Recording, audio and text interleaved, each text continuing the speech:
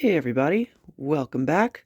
Today I have a 20-inch GWS Corporation General-Aire 3-speed deluxe box fan. And you may recognize this fan, you may recognize that brand as well. And that's because this is not the first one of these that I've owned. This is actually the second one. I don't know what it is about these and how they keep just popping into my possession, but yeah, not gonna complain.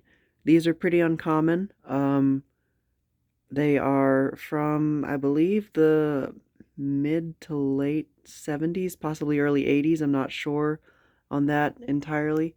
Um, I'm only saying 70s because of the squared edges, but they do have plastic blades, which was more of a characteristic of the 80s.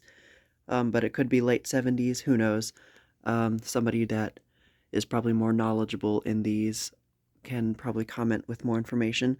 But yeah, this is made by Polaris Industries, which also made the Monarch-Aire and Kel-Aire box fans.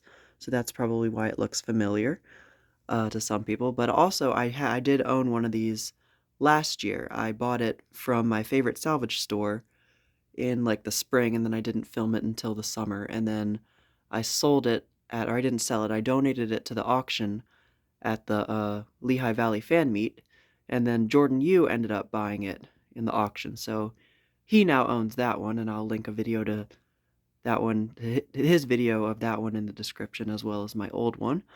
And this is evidently a different fan. For one, you can see it has a different blade set. Instead of the brown 5-blade set, this one has a white 7-bladed blade set, which is pretty interesting. It's very reminiscent of the older Hunters, and I think actually like older Galaxies also used 7-bladed blade sets. I can't remember because I don't have one of those. Well, I know that the older Wind Machine I have has a 7-blade blade. But anyways, that's besides the point. This one I got from, where did I get this? I got this one from Savers. Yeah. Which is one of my favorite places to go, because they seem to always have something cool or vintage for me. And of course it was no exception this time. But this one is in much better shape than the other one that I used to have that I got from the salvage store. For one, you can see the cabinet is in much better condition. It's not all rusted and faded. If you remember that one, the top was all sort of paint missing, and it was rusted, and it was just in really bad shape. This one's in much better condition. It's got the same avocado green finish, which I really like. Definitely more of a 60s color, but it might be still, I think this one is more so 70s. It also still has its speed knob, which is very good thing to have, because the last one was missing its original speed knob. I just used a knob that I had from something. And then the label is also in much better shape. You can actually read all the information. You can see the General-Aire logo, GWS Corporation, Miami, Florida, 120 volt AC only, 3 amps, 60 cycles, and the model number is P20NVPP, which I'm fairly certain is the same model number as the old one that I had, simply because Jordan used that model number in the title of his video, and also I was looking at the pictures that I took of it, and I'm pretty sure it says that, if you can just barely see it. And yeah, the knob that this one does have, very reminiscent of like a Lakewood knob, as you can see, although it has this little indicator that goes like that. And it's 3-speed, but it starts at low instead of high, which is interesting. I don't know if I mentioned that on the other one's video. But then this one also has a label on the front of the grill, which is very interesting. I don't know if the old one would have had that, or if it fell off, or if it never had that, or it probably did and probably fell off, because this one was falling off and was like coming unstuck when I got it. I had to glue it back on. But General-Aire 3-speed deluxe, which it doesn't say that up here, which is interesting. And then you can see the blade set in there, which again, 7 blades. It's plastic, and it's like got this very rounded hub, which I really like, and it's got a regular like one of those spring clamp things on there to keep the blade on the motor shaft. Yeah, and now one interesting thing about this one's grill, I don't remember if the old one I had this. The grill design, it's got like a row of long spokes and then a row of these really shorter spokes. And it alternates those, which is really interesting. I don't know why they did that. It's definitely a neat design, and it's like that on both the front and the back. I'll turn it around to the back now to show you guys. But the back grill is in a little worse shape. It's a little bit yellowed. The plastic is kind of crumbly, kind of falling apart a bit, but it's all still there. There are no broken slats, surprisingly, on either side, which is a huge plus. And I don't know if there used to be a label on the back here, but I'm gonna go ahead and guess not, because there's no glue residue or remnants of where there used to be glue or anything like that. So you can see the motor in there, and you can sort of see it. It's got a Marco motor, I'm pretty sure. Label right there. It's like a grayish color, similar to the Macmillans, but I think that's a Marco motor. Yeah, I don't think there's anything left. Oh, that still has its handle, same exact handle as the other one that I had. So yeah, now let's go ahead and demonstrate the fan. Now I am going to plug this into my kilowatt meter so we can test it. And before I do that, I'll show you guys the plug. And this is another reason why I think this may be a 70s model, because it has this nice 70s style molded plug. So plug that into the kilowatt, and whoops, fell over. And now let's start the fan up on high.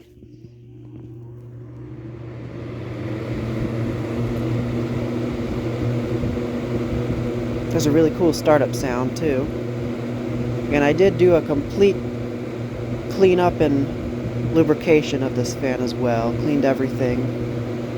Oiled both bearings of the motor. And it runs a lot better.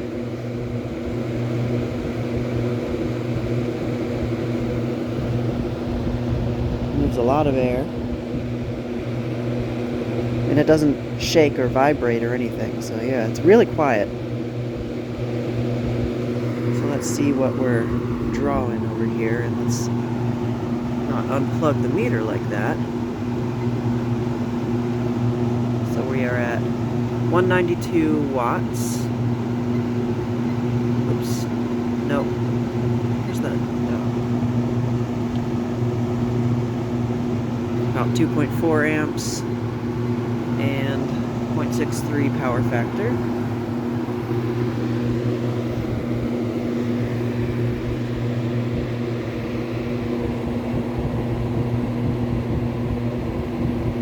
Yeah, this is a good fan.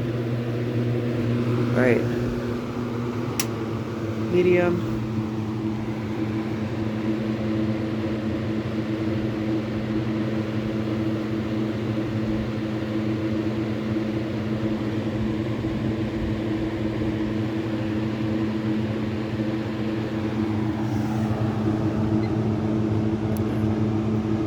Like 1.5 amps, about 124 watts, 0.66 power factor.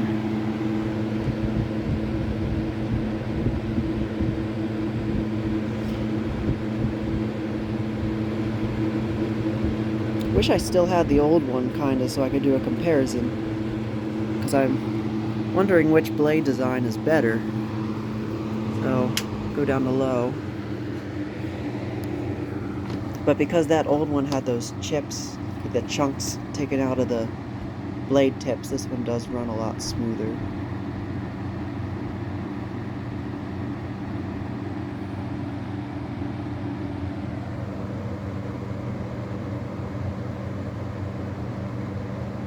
Very quiet.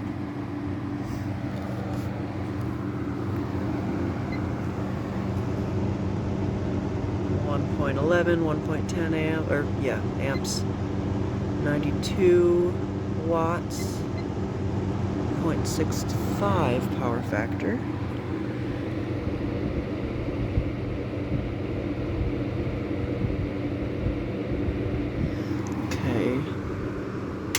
spin down from low.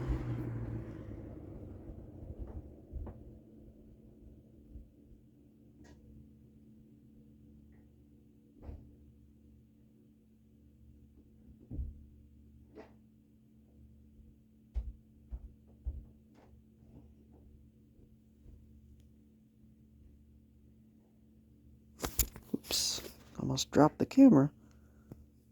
Sorry about that, folks.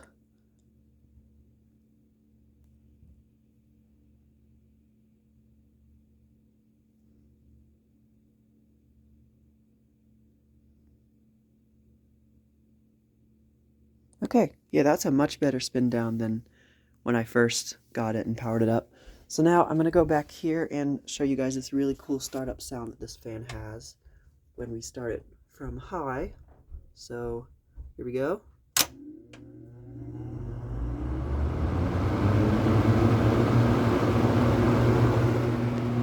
Such a nice sound.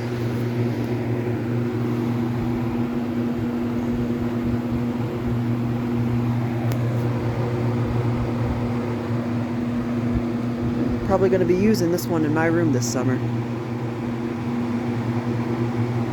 So definitely looking forward to that. I don't know if the grill design with the long and the short spokes is supposed to like keep the airflow moving forward, or if it's supposed to like disperse it or what. I really don't know.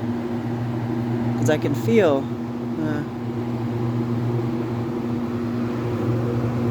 mostly airflow in front of it, so if it's supposed to like disperse it, I don't know. Who knows what they were thinking. But let's spin it down from high now.